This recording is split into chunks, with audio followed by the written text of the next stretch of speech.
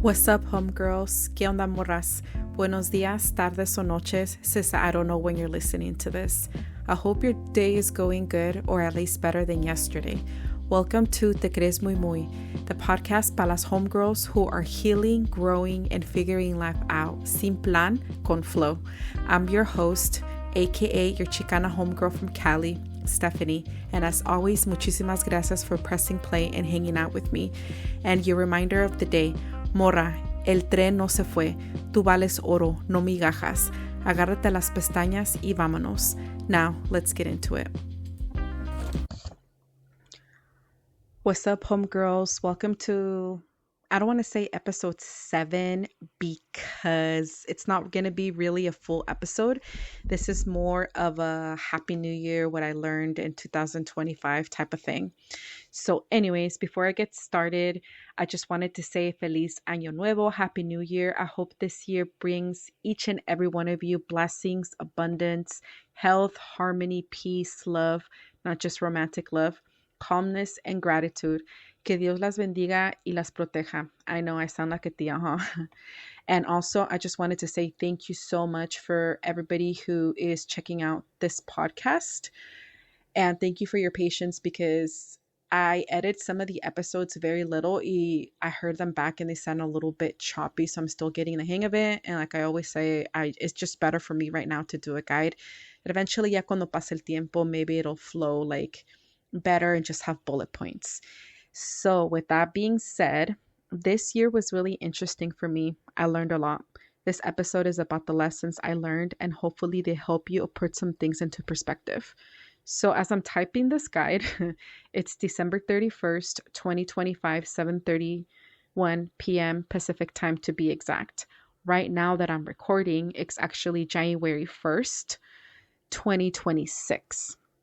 I didn't have any plans yesterday. I just went to midnight mass and I brought the new year that way. I've been doing that for a couple years now. I just honestly can't remember if I did it during the pandemic. Anyways, let me get started. And these are not in like any particular order. This year taught me many things. One of the biggest lessons was that closure we seek is actually overrated. And people are right. You make your own closure, as corny as that sounds, y'all. I got quote unquote closure from someone I truly thought I'd never hear from again last year. And when it finally happened, it didn't change anything for me, in all honesty. If anything, he reached out to me, and partly because he felt guilty and to apologize. But in all honesty, by that point, a year had passed and it really didn't matter to me anymore. Actions are behaviors. And it's a trip because this person was really important to me. I met them the year I got sick, kind of like the very first year I got sick, kind of like towards the end. I thought that conversation that we had, because we spoke for a while, was going to give me peace or some type of clarity. In reality, it didn't. The second thing I learned is that when it comes to giving second chances, you need to ask yourself, ¿para qué? No por qué. Think about this for a second. You're debating whether to give someone a friendship or like love or a place a second chance, right? Lo que sea. ¿Para qué lo quieres back in your life? Not why. ¿Para qué? You want to know how they're doing from a burner account? ¿Para qué quieres saber? You want to know if they're thinking about you? ¿Para qué quieres saber? What does that actually do for you? That question came at me sideways and when I was in therapy. It was unexpected. My therapist dropped that on me and she gave me homework. And damn, y'all, I struggle with it. It took me hella long to complete it because at the beginning, I didn't like, it's easier to answer like, why? Why do you want to know? Just because I'm being nosy, but for what? What do you know, like that? I listed a lot of stuff that I wanted to know. And she kept saying, pero para qué quieres saber? Like, what will that do for you? Why do you want to know this? Or why do you want to do that? It was like a real eye opener. Another thing that showed up for me this year was guilt and many different levels of it. And sometimes the guilt wasn't loud. It showed up in random places. I felt guilty in Poland because I had some really down days. Not down as in sad, but like down as in nothing was going on. Literally, I did what I said I was going to do, even if I spread things out. So my main things that I wanted to do in Poland obviously go to the Christmas market. I wanted to go to Auschwitz, and I wanted to go to the Divine Mercy Center, donde está the convent where St. Faustina was at, and San Juan Pablo II. And I did all that. And I stretched it out. And that was it. Like, well, literally lo que fui, lo hice, right? And I feel guilty that I wasn't taking advantage, that I wasn't sightseeing more or doing all these other things. My body just wouldn't allow me to, real talk. So I was waking up hella late because of the time change. It's a 9-hour difference between Poland and California. My eating schedule too was off because of the time difference. No matter how hard I tried, y'all, de veras, I tried. I just could not get into the rhythm. Sometimes I would fall asleep between 2 and 4 in the morning. Even I didn't get my day started like out the Airbnb until like 12 or 1 sometimes. And I would lay down since 10 y no me podía dormir, and I would be off of my phone, daba vuelta, I would try to read, y que sí, que no, and I couldn't, y'all, like literally no podía. And I started to ask myself, why am I letting guilt make me feel bad right now? And I think part of it is because we have the mentality of we got to do everything. We got to go do everything and see everything and taste everything because God knows when we're going to come back. Y andamos en friega y en friega y en friega and stuff. You know, there's some people that wake up like hella early to do stuff. And I get it because especially for us que estamos in the States going overseas or like, por ejemplo, going to like Paris or going to Spain or going to Italy, like es bien caro just depending what route you go. Tickets could be minimum $1,000 all the way to 3 or 4 depending how you fly. Spending money y también to like let's just say you're going with hella heads trying to accommodate everybody's schedule, like a time off y que eso sometimes no se puede repetir or you have to save for hella long, and that's what people don't understand when I say that traveling is a privilege no matter how you do it, right? And I think that's kind of at the beginning the mentality I have. So 10 years ago, a little fun fact, I'm a Raiders fan. I became a fan, I think it was either 2010 or 2011. And we went to go Mexico City. It was that one year that the Raiders were good when Derek Carr broke, I'm like the one year, cuando Derek Carr se quebró el ankle. We went to Mexico City to see them. Y andamos en friega. I think we were there 5 days. We went to go see anything and everything. And andamos en friega y en friega. And now looking back, like I was like, damn, we didn't have a down day. I don't know if that was a good or bad thing. Anyways, so like I said, my body just would not allow me to catch up to the sleeping. Even if I were to wake up at like 12 or get my day started at 12 as an example, and I fell asleep at 3 in the morning y no salí del departamento hasta las 12, it doesn't mean that I slept straight those, hours. I didn't. And then I started to notice it, and then I started to just take it day by day. I got lost, like literally I got lost walking around the square, and then me salí de los streets. It's kind of weird to explain, pero eventually everything leads you to the streets, to the alleys, back to the main square there and where I was staying at. I got lost. I people watched, and some people watched me back because my brownies in Poland. And it was fine. And for the first time in many months, maybe even years, I felt present in the silence, obviously not counting adoration. Y me cayó el 20. I came to realize that I felt better. Homegirls, let me stop this episode real quick. If any of this is hitting, if you're having an aha, oh shit, or that's interesting moment, good, I'm glad. You're welcome. No, but for real, in all seriousness, I made something for y'all. I made a resource. It's a simple 15-page reflection journal to help you process those life shoulds. A space where you can do a brain dump, talk your shit, or just write without anyone reading it. It's called El Journal de Mis Life Shoulds. If you're ready to start sorting out todo este desmadre, the link is in my bio. Now, let me get back to this episode. But was it because I was in an unrealistic situation, no responsibilities, vacation mode, didn't have to stress about going to work or making money? Maybe, maybe not. Because morras, when I was over there, I didn't feel my stomach symptoms at all. Just the occasionalness of like being full and stuff because I went so long without eating, right? Because of the schedule being off. I was drinking hella water. I was eating stuff that I normally don't eat because of the heartburn or whatever. I was having coffees in the middle of the days. Just, I felt fine, like nothing happened, right? And it made me think that maybe it's time to leave the US for maybe a month, 2 or 3, because that's all we're allowed to be in Europe for 3 months at a time. And that's saying you have to come back. See if that helps me feel better. For the summer, ¿a dónde me voy? Italy, Spain, Portugal, no sé. Which brings me to the next part, which is money. That trip made me see money in a completely different light, actually. Does money buy happiness? Maybe, but not fully. But it takes a lot of stress away and it gives you the freedom to leave situations that no longer serve you. And that right there, y'all, is a privilege. I want this podcast to eventually be my main source of income, but I'm also realistic. That can take time, maybe even years.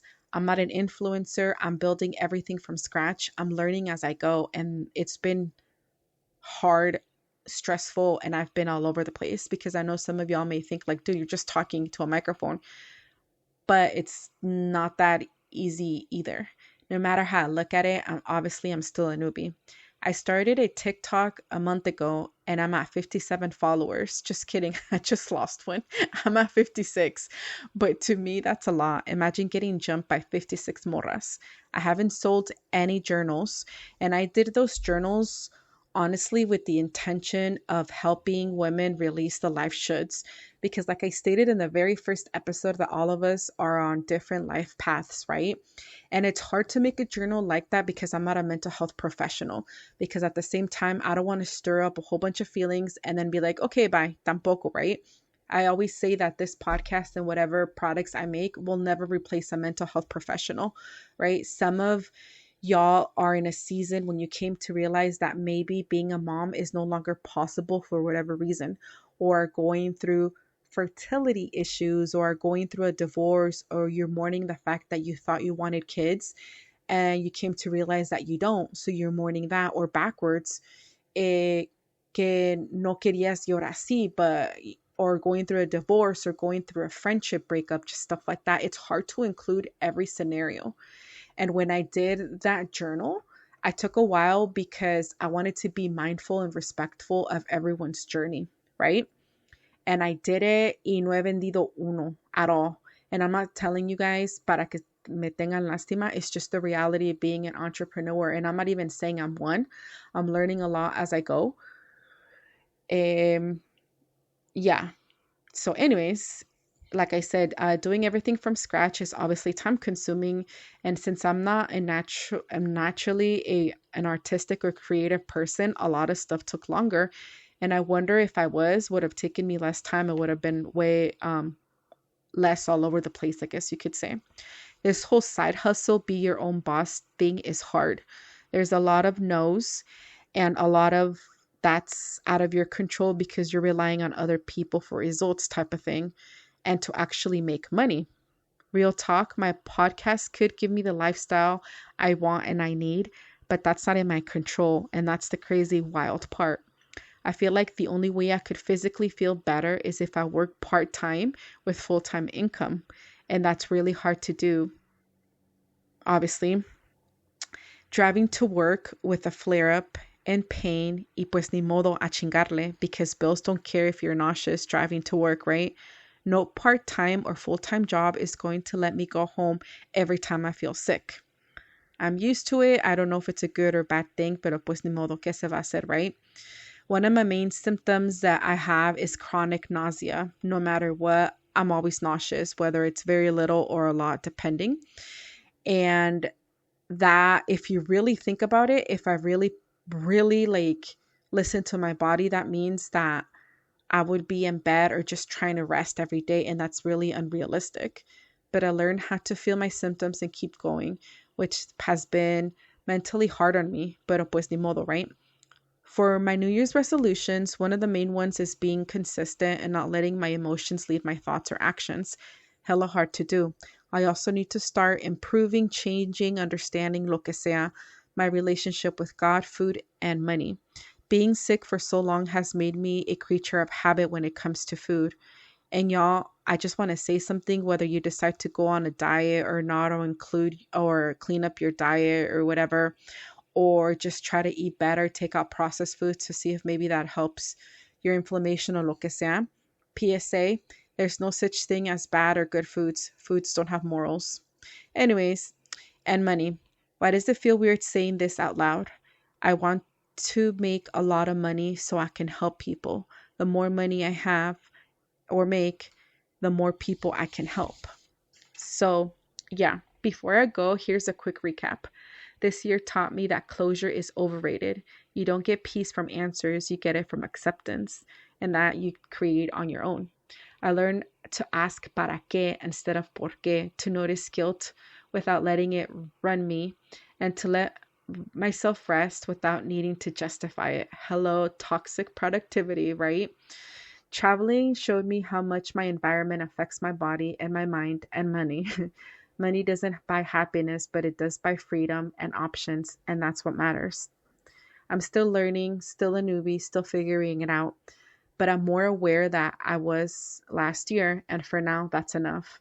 Anyways, those are some of the lessons I learned this year. I hope you like this episode. In a couple of days, I'm going to be 39, so I might upload an episode and just talk about what I want to learn in my 30s. I mean, in my me being 39, and what I kind of want that to look like for myself.